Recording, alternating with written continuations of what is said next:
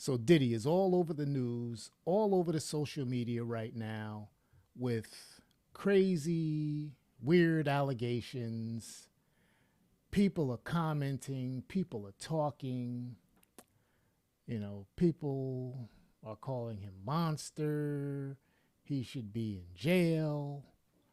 And I think it's kind of weird. I don't know if it's me, but it's really weird, right? So many things on so many levels, just weird stuff about this whole situation. And let me tell you why I think so. And let me know if you're with me.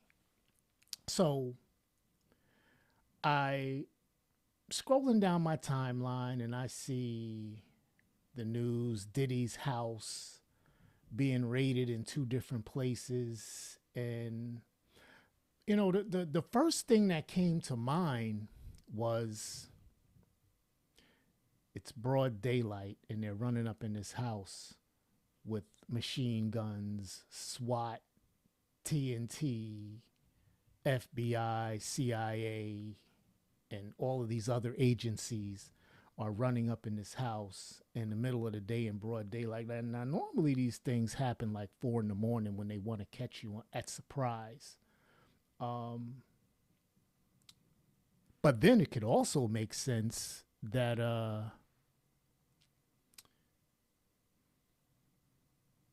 it wasn't really that serious.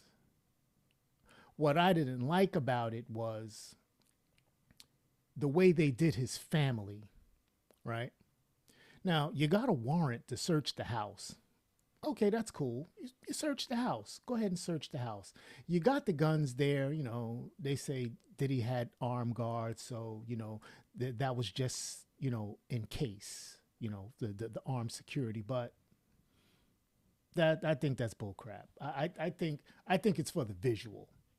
And did you see how did when you watch the video, do you see how they had, I think his name Justin, how they had the gun on Justin and Justin's hands were behind his neck and they were like backing him out of the it looked like they were backing him down the driveway onto a little grassy area.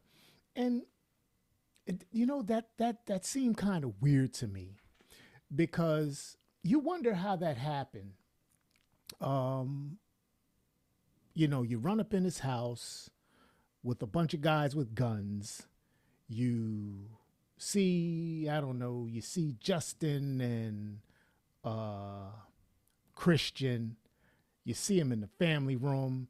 They're playing Grand Theft Auto on the Xbox, and boom, here goes the police, hands up. So, like, did they like have his hands up, backing him out of the family room, backing him up through the kitchen, backing him up down the hallway, backing him up down the steps, backing him up into the foyer area, and backing him out the front door, uh, down the driveway, over the grass? Like, I don't know. That it just didn't kind of make sense to me unless it was just really all done for the camera, for the visual, because there's no reason why you would do a family that way if you just have a warrant to search the house. And, we're talking about the FBI and Homeland Security. These are very smart people, very, very smart. They had to have gotten together, before they did this. I'm sure they probably got together. They plotted out how they're going to approach the house, how they're going to surround the house, who's going to do what. They had to get, I'm sure they had intelligence on who's in the house. And they look up Justin Combs and Christian Combs. And, these guys are not, these are not thug, gangster, gun toting, Crips and Bloods, GD disciple, gangland guys. These are rich kids doing what they do, right? And for them to be treated that way, handcuffed, like what are you going to handcuff a person for if you don't have an arrest warrant, or if you only got a warrant to search the house? It's like, okay, you go in, tell everybody sit on the couch, don't move while we do what we got to do, right? That makes sense, right? To do them like that, I think it's really grimy, unless they just wanted, the visual footage, and then at the same time you got his airplane flying in the Caribbeans like he's on a getaway flight, or something like that, when he ain't no warrant for his arrest. It's kind of weird, right? Do you think so? And by the way, hit that like button, hit that subscribe button. I really, really appreciate it. It helps the channel. But another kind of strange thing about this whole thing is, there's this man, right?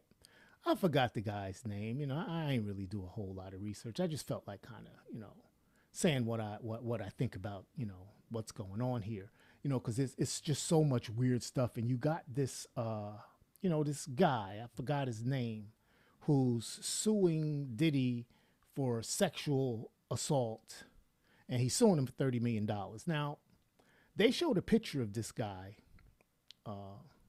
online, and this guy is physically a little bit bigger than Diddy. I'm very sympathetic to people that have been sexually, have things that have happened to. I'm very sympathetic to that, and I wouldn't make a mockery of that. But this dude right here, you have got to be kidding me. Like, the first thing I would ask is, well, did you say no? Big ass grown ass man. Oh, let me not curse. Big old grown man talking about somebody sexually assaulted you. Yeah, right. Cap. And for all those who don't know what cap is, because I just kind of learned that word not too long ago, cap means you're lying. I'd say it straight out. You're lying. The dude's lying. But anyway, I just want to be clear. I am far from naive. I don't think Diddy is, an angel. In fact, I think he's nasty.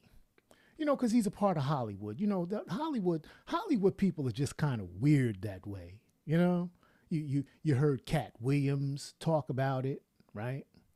And then Corey Holcomb said all of them. He said, if you got a TV show, a big contract or something, he said, it's likely you've experienced that casting couch. And, I just believe it, because you hear it too many times. And why I say, Diddy is nasty, and all of them people that be going to them parties, I believe that everybody in that party, you got the party area downstairs, right? And then you got those rooms upstairs and the VIP room. Now, everybody knows about the VIP room, and you don't have to be rich to know about the VIP room. The VIP room is the VIP room. I remember in my 20s, I had this job, and my cousin worked with me. We all a bunch of friends, and after work, we would go to this little strip bar, this after work strip bar, and have a drink or two, and they would have the little strippers, the dancers, and you put $1 in the bikini, and they'll rub up against you and all of that. But then they had the VIP room. Where you get your little private dance, but you know what was that. Well, you don't know what's happening in the VIP room, but you know what's going down in the VIP room. And it's the same whether you're poor, whether you're rich. It's kind of like American culture, VIP rooms. These people are just kind of nasty, and everybody at those parties, they just kind of just kind of freaky. They'd be freak shows. But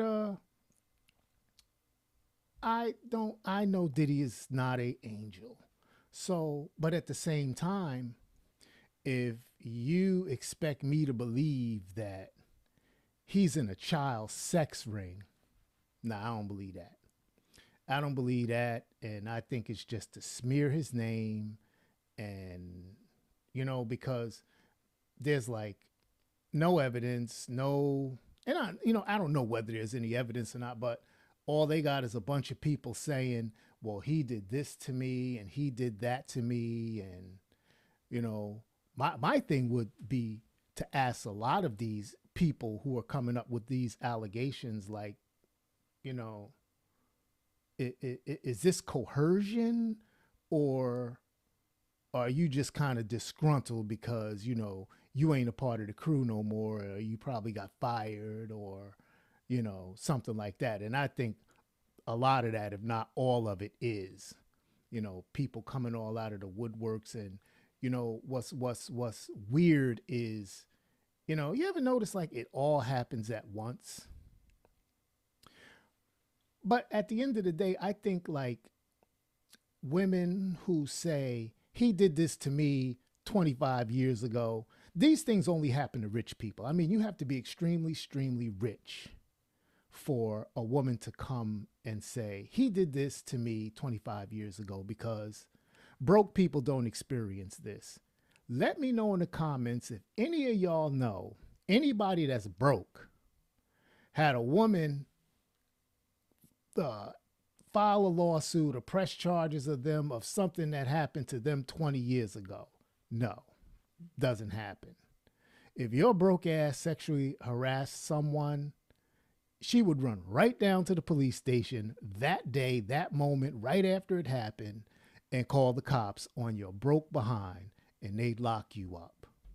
That's what happens to broke people. Rich folks, for some reason, they never go to the police for rich folks. They always wait 20 years, 25 years. Kind of a pattern. But anyway, I know, a lot of folks, and even Cassie, oh, he sexually assaulted me and brutalized me and did this and that to me for 10 years. And I would ask the question, well, when in the 10 years did this happen? And what stopped you from just leaving? Did he have a chain around your neck where, you couldn't leave the house? Because, we saw you at a lot of events. And I'm wondering, now I know y'all women are not going to like me for this, but, I'm just letting you know what I think. How are you going to be being brutalized for 10 whole years without just leaving and say, nah, I'm not going to tolerate this? I know why. Because there was probably a time where you were getting ready to leave and you probably grabbed that doorknob, opened that door and said, damn, I'm not going to be able to shop at the Gucci store no more.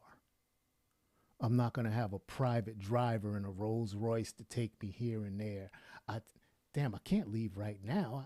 I got this Versace dress and these red bottoms that I got to wear to the Met Gala next week. So is it really that? If you stayed because there's benefits in it? I don't know. You tell me. I hope I don't get banned from YouTube for this one, but hey, I just thought I'd give my thoughts, being that everybody else is giving their thoughts. Let me know what you think in the comments. Hit that like button, hit that subscribe button, and I'll talk to you on the next one.